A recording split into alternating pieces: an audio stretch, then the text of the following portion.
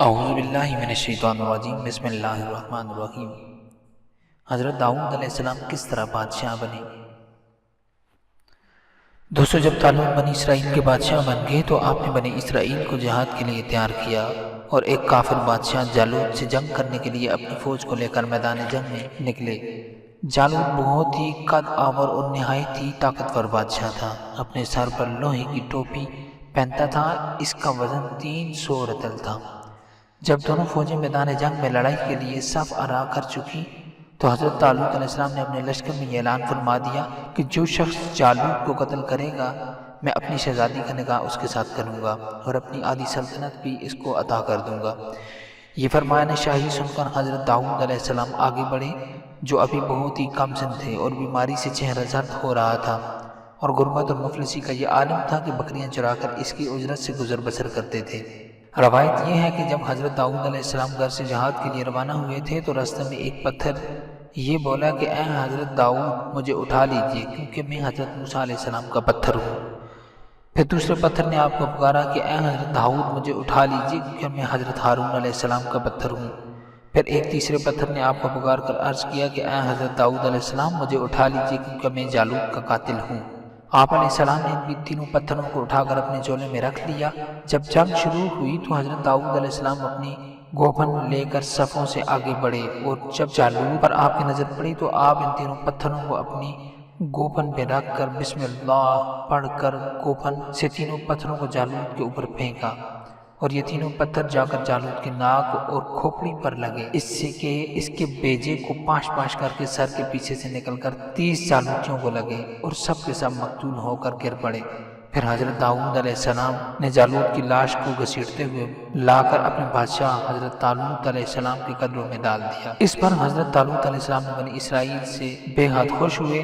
جالوت کے قتل ہو جانے سے اس کا لشکر بھاگ نکلا اور حضرت طالوت کو فتح مبین ملی، اور اپنے اعلان کے مطابق حضرت طالوت نے حضرت داؤد علیہ السلام کے ساتھ اپنی لڑکی کا نکاح کر دیا اور اپنی آدھی سلطنت کا ان کو سلطان بنا دیا۔ پھر پورے 40 برس کے بعد حضرت طالوت بادشاہ کا انتقال ہو گیا تو حضرت داؤد علیہ السلام پوری سلطنت کے بادشاہ بن گئے، اور جب شمویل علیہ السلام کی وفات ہوئی تو اللہ تبارک و تعالیٰ نے حضرت داؤد علیہ السلام کو سلطنت کے ساتھ نبوت سے بھی سرفراز فرما دیا۔ آپ سے پہلے سلطنت اور نبوت دونوں اعزاز ایک ساتھ کسی کو بھی نہیں ملا تھا۔ آپ ایسے پہلے شخص ہیں کہ دونوں عدم پر فائز ہوئے۔ دونوں عدم پر فائز ہو کر آپ 70 برس تک سلطنت اور نبوت دونوں منصبوں کے فرائض پورے کرتے رہے۔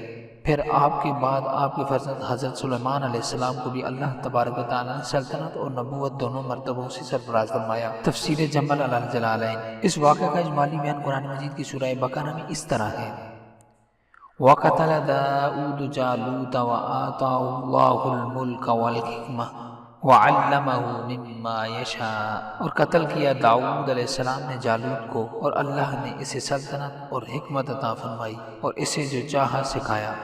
حضرت داؤد علیہ السلام کا ذریعہ معاش۔ حضرت داؤد علیہ السلام نے باوجود یہ کہ ایک عظیم سلطنت کے بادشاہ تھے، مگر ساری عمر وہ اپنے ہاتھ کی دستکاری کی کمائی سے اپنے خورد و نوش کا سامان کرتے تھے۔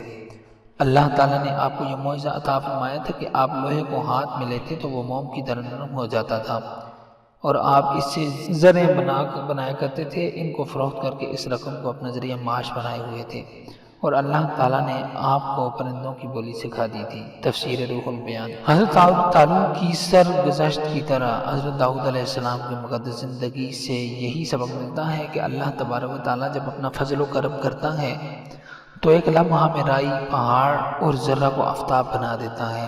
غور کرو، جب حضرت داؤد علیہ السلام ایک کم سن لڑکے تھے اور خود نہایت ہی مفلس اور غریب باپ کے بیٹے تھے، مگر اچانک اللہ تعالیٰ نے ان کو کتنے عظیم اور بڑے مراتب اور درجات کے اعزاز سے سرفراز فرما دیا۔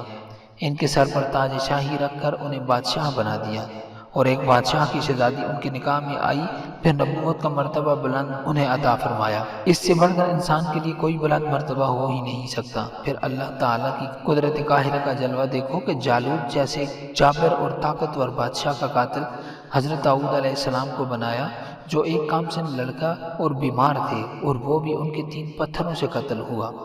حالانکہ جالوت کے سامنے ان کے چھوٹے چھوٹے 3 پتھروں کی کیا حقیقت تھی، جبکہ وہ 300 رطل وزن کی فولادی ٹوپی پہنے ہوئے تھا۔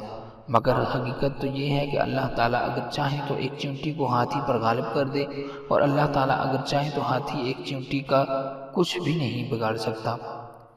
واقعہ مذکورہ بالا میں آپ نے پڑھ لیا کہ طالوت دبگری یعنی چمڑا پکانے کا پیشہ کرتے تھے یا بکریاں چراتے تھے، اور حضرت داؤد علیہ السلام بھی پہلے بکریاں چرایا کرتے تھے۔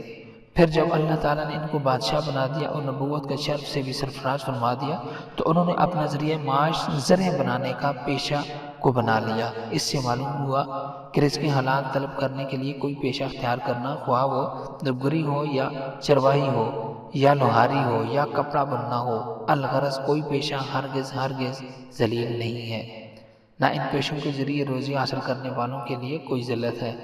جو لوگ بھنگروں اور دوسرے پیشہ وروں کو محض ان کے پیشے کی بنا پر ذلیل اور حقیر سمجھتے ہیں، وہ انتہائی جہالت اور گمراہی کے گڑھے میں گرے ہوئے ہیں۔ رزق حلال طلب کرنے کے لیے کوئی جائز پیشہ اختیار کرنا یہ انبیاء و مرسلین و صالحین کا مقدس طریقہ ہے، لہذا ہرگز پیشہ ور مسلمان کو حقیر اور ذلیل شمار نہیں کرنا چاہیے، بلکہ حقیقت تو یہ ہے کہ پیشہ ور مسلمان ان لوگوں سے 1000 درجے بہتر ہے جو سر کر کے اپنا پیٹ پالتے ہیں اور اپنے شریف ہونے کا دعویٰ کرتے ہیں، حالانکہ شرعاً بلکہ حقیقت تو یہ ہے کہ پیشہ ور مسلمان ان لوگوں سے 1000 درجے بہتر ہے جو دھوکہ دہی کے ذریعے قیمتی رقم حاصل کر کے اپنا پیٹ پالتے ہیں اور اپنے شریف ہونے کا دعویٰ کرتے ہیں، حالانکہ شرعاً ان سے زیادہ ذلیل کون ہوگا جس کی کمائی حلال نہ ہو یا مشتبہ ہو۔ دوستو دعا گو ہوں کہ اللہ تبارک و تعالی ہمیں صراط مستقیم پہ چلنے کی توفیق عطا فرمائے اور صراط مستقیم پہ چلنا ہمارے لیے آسان فرمائے۔ وآخر دعوانا ان الحمد للہ رب العالمین۔